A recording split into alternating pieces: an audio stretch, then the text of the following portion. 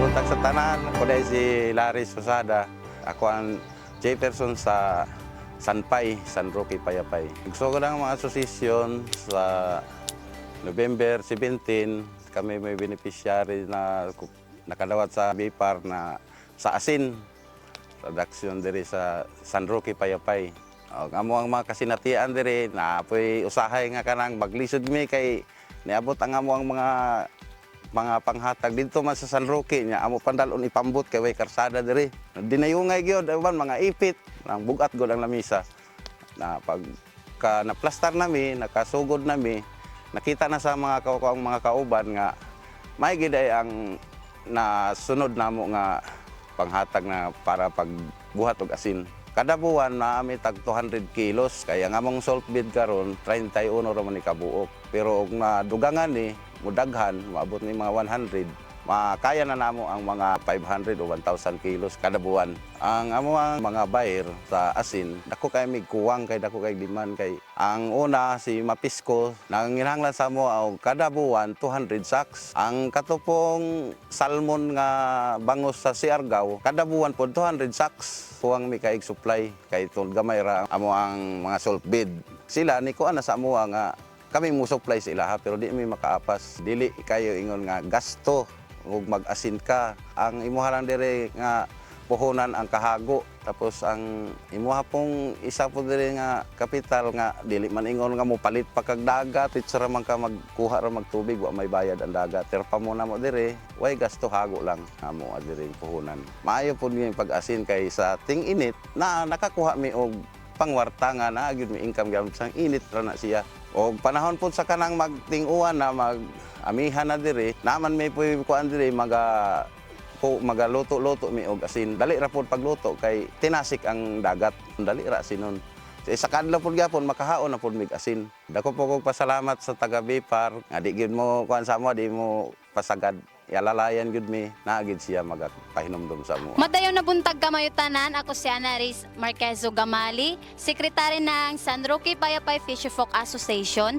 Ang kanami asosasyon is i-compose ng 50% women's. And then, as a women isab, dakong natabang kanami isang kabubayan kay yakahatag gini na ng extra kibali na trabaho kibali. Kumbaga ngini na asosasyon, dili lang kami para lang isang sud ng bike, kundi itaganisab kami ng chances na maka-explore pa sang gawas kibali na mapakita isabiyang kanami kakayahan kibali. Daigay isabi panghatag ng mga opportunities like mga trainings, seminars na makahatag isab dugang kaalaman kanami. Kasagaran gid agbuhaton ng mga bubay kibali kami yang ag mag-harvest kibali and then clean ng salt bed kung if ever ang mga insect kabali na makasud.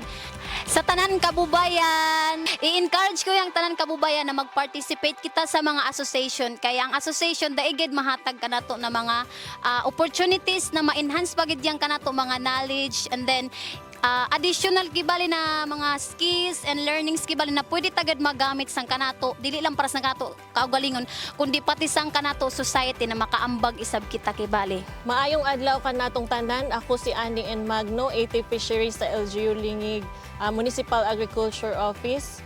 Kami sa LGU mapasalamaton sa DEB FAR Caraga tungod sa grant ka namin ng project na salt production under sa Development of Salt Industry program nila. Kani nga project, very thankful and grateful mi kay kami lang ang first diri sa Surigao del Sur nga nahatagan ani na opportunity.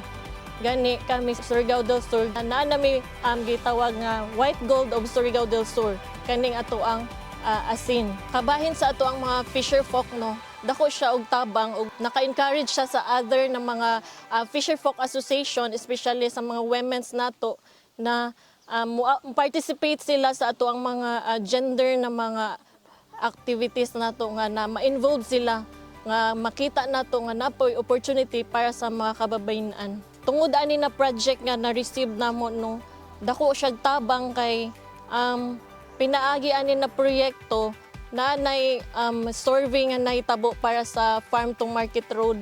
So ang among kalsada diri na lisod siya ang access niya, mas mapadali na siya gani karong moabot October pohon na sila instrument dadon para maapil na sa next year sa budgeting sa farm to market road.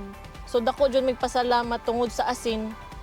Daghan siya og opportunity nga matabang diri sa mga lupyo sa Payapay, especially sa mga mananagat, sa mag-uuma ug ingon man sa tourism kay kani sab na area is for kuan man siya, beach man sab siya no. So kuan pwede siya sa mga tourism na mga kansa tong magligo-ligo, mas dali ang access og mas makatabang pa gyud sa mga lumulupyo. So dati man god kanina area is ang mga tao nga naa-diri sa community, ang ilang means of transportation is pump boat.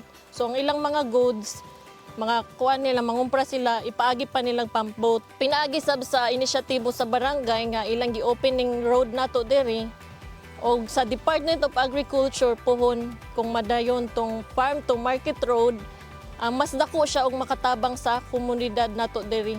O mas mapalambo pa nato ang sektor sa fisheries o agrikultura.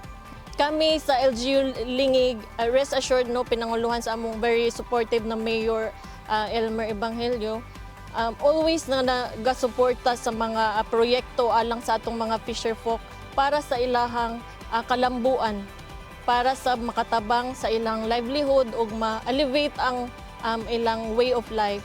So kami sa LGU Lingig na always nagapaluyo o nagatabang sa atong mga fisherfolk para sa kalambuan, Lambo Lingig.